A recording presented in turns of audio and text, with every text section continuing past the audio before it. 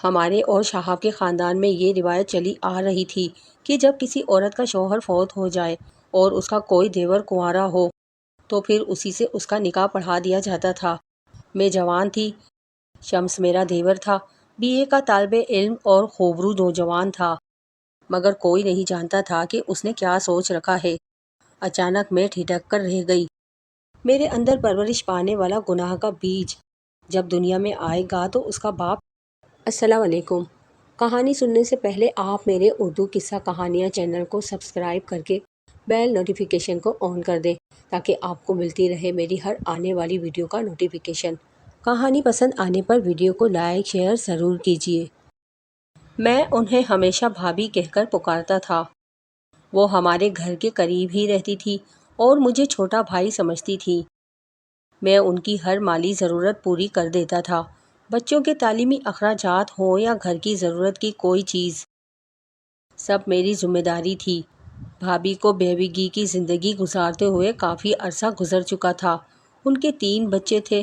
گزرتے وقت کے ساتھ میں نے محسوس کیا کہ بھابھی اکثر اداس و غمگین رہتی ہیں۔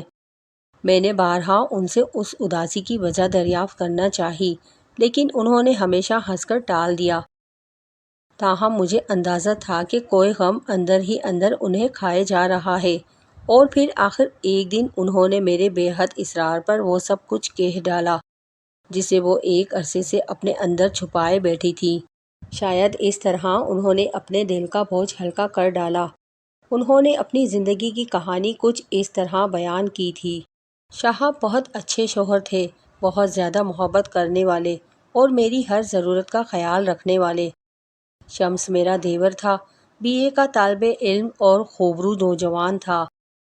وہ مجھے بھابھی سے زیادہ اپنی بڑی بہنوں کی طرح سمجھتا تھا اور میں بھی اسے چھوٹے بھائی کا درجہ دیتی تھی۔ چونکہ اس کی کوئی بہن یعنی میری نند نہیں تھی، اس لیے وہ ہر بات مجھ سے ہی شیئر کرتا تھا۔ وہ مجھ سے بے تحاشا باتیں کرتا، یونیورسٹی کی باتیں سناتا اور اپنی اس یونیورسٹی فیلو کے متعلق بتاتا جسے وہ بہت چاہتا تھا۔ وہ اکثر کہتا، بھابھی سمینہ کے والدین سے بات کرنے کے لیے آپ کو بھیجوں گا، تو میں دھیرے سے مسکرا دیتی۔ میری اور شہاب کی شادی کو 5 سال ہو گئے تھے۔ ہمارے 2 بچے تھے، ایک بیٹا ایک بیٹی۔ ہم اپنی زندگی میں بہت خوش تھے۔ پھر وقت نے اپنا رنگ بدلا اور وہ کچھ ہو گیا جس کا کسی کو تصور بھی نہ تھا۔ میرے شوہر کا ایکسیڈنٹ ہو گیا اور وہ اپنی زندگی ہار گئے۔ ہمارے اور شہاب کے خاندان میں یہ روایت چلی آ رہی تھی کہ جب کسی عورت کا شوہر فوت ہو جائے اور اس کا کوئی دیور کنوارا ہو تو پھر اسی سے اس کا نکاح پڑھا دیا جاتا تھا۔ شمس مجھے اپنی بڑی بہن کی طرح سمجھتا تھا۔ پھر وہ یونیورسٹی کی ایک لڑکی سے محبت بھی کرتا تھا جس کا علم گھر میں صرف مجھے تھا، کیونکہ وہ اپنی ہر بات مجھے ہی بتاتا تھا۔ میں جوان تھی، اس لیے میرے ساس سسر نے شمس پہ یہ زور ڈالا کہ بیٹا اس کے علاوہ کوئی حل نہیں ہے کہ جمیلہ سے تمہاری شادی کر دی جائے، اور پھر ہمارے خاندان کی روایت بھی یہی ہے۔ ماں جی، میں کیسے جمیلہ بھابھی سے شادی کر سکتا ہوں؟ وہ جسے میں ہمیشہ اپنی بڑی بہن سمجھتا رہا، اسے کیسے بیوی کے روپ میں قبول کر سکتا ہوں؟ اس نے احتجاج کرتے ہوئے کہا تھا۔ میری عدت کے دن پورے ہو چکے تھے اور اب میرے ساس سسر کا اصرار بھی بڑھتا جا رہا تھا کہ وہ شمس پر زور دے رہے تھے کہ بیٹا جمیلہ سے شادی کر لو، ورنہ ہمارے بیٹے کی عزت زمانے کی ٹھوکروں میں ہوگی۔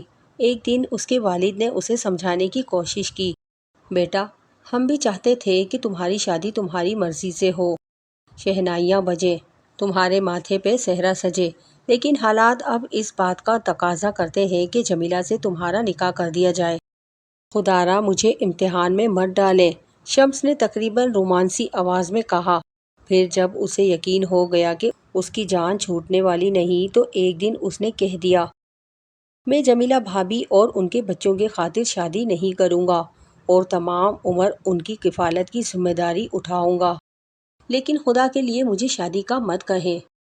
یہ کہتے ہوئے شدت جذبات سے شمس کا چہرہ سرخ تھا۔ میں نے دل ہی دل میں اس کے جذبات و احساسات کی داد دی اور اس کی اتنی بڑی قربانی پر میری آنکھیں بھیگ گئیں۔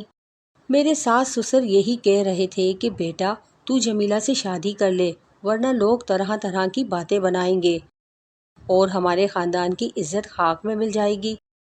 والدین کے علاوہ جب اس کے رشتہ داروں نے بھی زور دیا تو وہ مجبور ہو گیا۔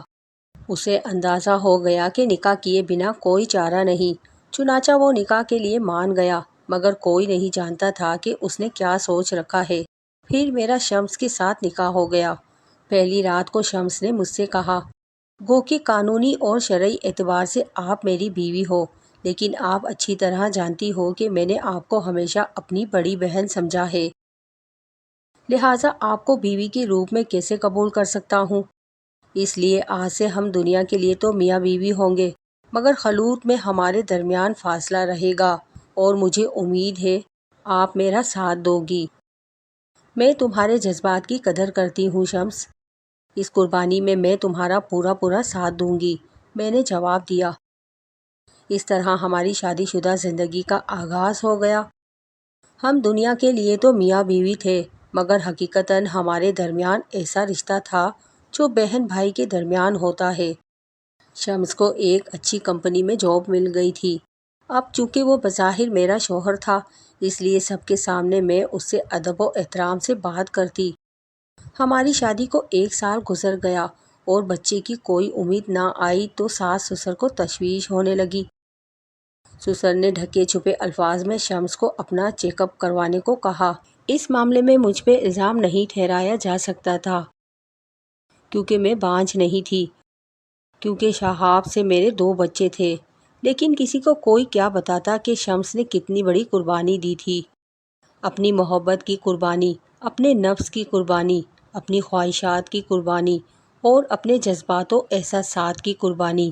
وقت گزرتا رہا اور ہمارے ہاں اولاد نہ ہوئی، اور ہوتی بھی کیسے جب فطری تقاضا پورا نہیں ہو رہا تھا۔ میری ساس روایتی طریقے اختیار کرتے ہوئے اولاد کے خاطر اپنے بیٹے کے لیے تعویذ وغیرہ لاتی، لیکن ہم دونوں جانتے تھے یہ سب بے سود تھا۔ وہ میری زندگی کا بدترین دن تھا جب میں اپنے والدین کے گھر دوسرے شہر آئی ہوئی تھی۔ میری ایک پڑوسن کا فون آیا کہ تمہارے شوہر شمس نے خودکشی کر لی ہے۔ یہ خبر سن کر میں دم خود تھی۔ مجھے یقین نہیں آ رہا تھا کہ اتنا مضبوط شخص جس نے اپنے اندر کے نفس کو مار دیا، خودکشی بھی کر سکتا ہے۔ میں نے فوراً بچوں کو ساتھ لیا اور گھر آ گئی۔ گھر میں کوہرام مچا ہوا تھا۔ میرے ساس سسر، جن کے ایک بیٹے کا ایکسیڈنٹ میں انتقال ہو گیا تھا اور دوسرے نے خودکشی کر لی تھی، شدت غم سے نڈھال تھے۔ میری ساس بے ہوش ہو چکی تھی۔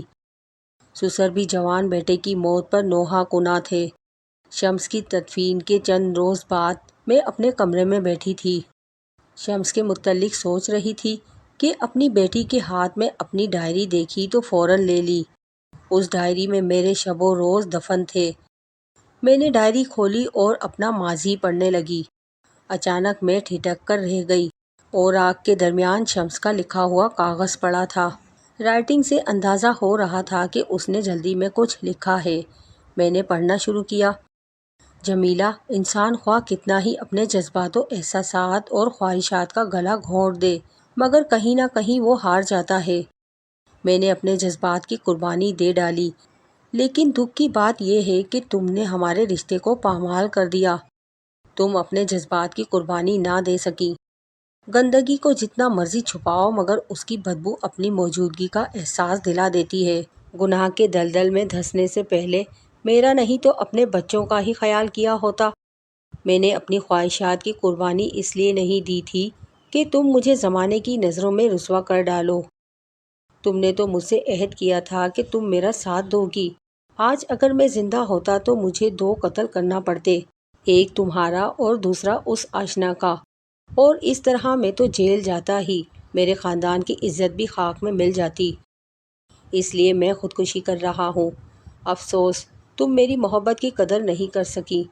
خط پڑھتے ہی میری آنکھوں سے آنسوؤں کی لڑی بن گئی۔ میری بچی مجھ سے لپٹ گئی۔ مما، آپ کیوں رو رہی ہیں؟ میں اسے کیا بتاتی کہ میں ہی شمس کی قاتل تھی۔ پتہ نہیں شمس کو میرے گناہ کا علم کیسے ہو گیا۔ کاش میں بھی شمس کی طرح قربانی دے سکتی۔ کاش میں جذبات کے بہاؤ میں نہ بہتی اور اپنے کزن کی طرف نہ بڑھتی۔ میں شمس کی قبر پر بیٹھی رو رہی تھی کہ ایک خیال نے میرا دماغ مفلوج کر کے رکھ دیا۔ میرے اندر پرورش پانے والا گناہ کا بیج جب دنیا میں آئے گا تو اس کا باپ شمس کہلائے گا۔ کیا شمس کی روح یہ برداشت کر سکے گی؟ میں نے اس گناہ کی نشانی کو ہمیشہ کے لیے ختم کر ڈالا۔ آج سوچتی ہوں میں نے اس کی قربانی کا کیا صلہ دیا۔ یہ کہتے کہتے جمیلہ بھابھی کی آنکھیں جھلک پڑی تھیں، گو کہ میرے اس گناہ کا آج تک کسی کو پتہ نہ چلا، مگر میرا ضمیر ہر لمحے مجھے جھنجھوڑتا ہے۔ اپنے اس گناہ کا اعتراف آج نہ کرتی تو شاید میرا دماغ پھٹ جاتا۔ میری یہی التجا ہے کہ خدا را نفس کے بہاؤ میں آ کر اپنے خوبصورت رشتوں کو پامال مت کریں، ورنہ ساری زندگی میری طرح اذیت میں گزرے گی۔ میں نے بھی کب کی خودکشی کر لی ہوتی اگر میرے بچے نہ ہوتے۔ اب تو صرف اپنے بچوں کی خاطر جی رہی ہوں۔ اب مجھے گناہ کے اس بوجھ کو اٹھائے ہوئے اپنی زیست کا سفر تمام کرنا ہے۔